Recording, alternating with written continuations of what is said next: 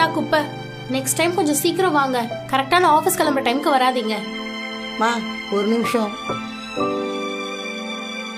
என்ன சீக்கிரம் சொல்லுங்க, எனக்கு 1008 வேலை இருக்கு. என் கூட இதே தெருவில் வேலை பார்த்துருந்த சாந்தி அக்கா இப்போ ஆஸ்பத்திரியில் இருக்காங்க.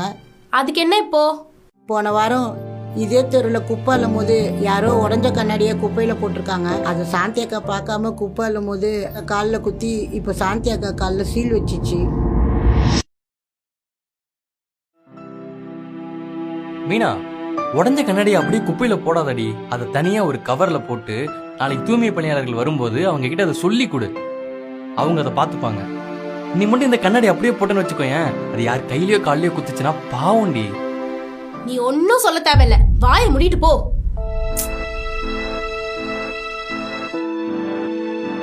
எங்க அப்பா வீட்ல இருந்து வாங்கி கொடுத்த கண்ணாடியை உடைச்சிட்டு பேச்ச பாரு, பைத்தியக்காரன். நாங்கெல்லாம் படிச்சவங்க, அந்த மாதிரி தப்பெல்லாம் நாங்க பண்ண மாட்டோம். மா நீங்கள் தான் குப்பையில் உடஞ்ச கண்ணாடியை போட்டீங்கன்னு நான் சொல்ல வரல. நான் சொல்ல வந்ததே வேறம்மா. சாந்தி அக்கா திரும்பவும் வேலைக்கு வரத்துக்கு 3 இல்லை 4 மாதம் ஆகும். இந்த தெருவில் இருக்கவங்களாம் அவங்களால முடிஞ்ச காசு கொடுக்குறாங்க.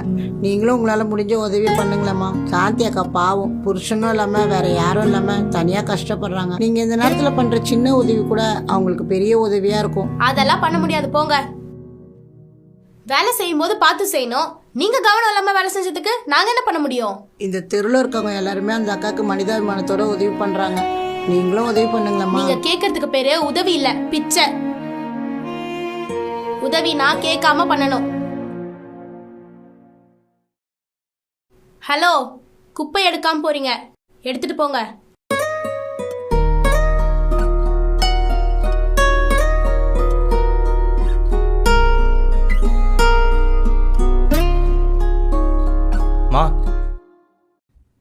இவதாம்மா சொல்ல சொல்ல கேட்காம நேற்று உடஞ்ச கண்ணாடி அப்படியே குப்பையில போட்டா. இன்னைக்கு அந்த அக்கா ஹாஸ்பிட்டல் அவ்வளவு வலியோட இருக்காங்கன்னா அதுக்கு இவதாம்மா காரணம். ஏமா அப்படி பண்ணீங்க? நாங்களும் உங்களை மாதிரி மனுஷங்க தானமா. நாங்க குப்பையிலே இருக்கிறதுனால உங்க பார்வைக்கு நீங்க தூக்கி போடுற குப்பையா தெரியுமா? நாங்க சொல்லுங்க. ஆமா, கொஞ்ச நேரத்துக்கு முன்னாடி நீங்க என்ன பேசுறீங்க நீங்களே யோசிச்சு பாருங்க. நான் நினைச்சா இப்ப கூட உங்க மேல கம்ப்ளைண்ட் பண்ண முடியும். மாமா அப்படி எதுவும் பண்றாதீங்கம்மா. தம்பி, உங்களுக்காக தான் இவ்வளவு நேரம் பொறுமையா பேசிட்டு இருக்கேன், இல்லனா நடக்கிறதே வேற. மா விடுங்கம்மா. அந்த அக்காவோட ஹாஸ்பிட்டல் செலவுல இருந்து அவங்க திருப்பி வேலைக்கு வர வரைக்கும் எல்லா செலவையும் நாங்களே பாத்துக்கிறோம். என்ன மீனா, ஓகே தானே?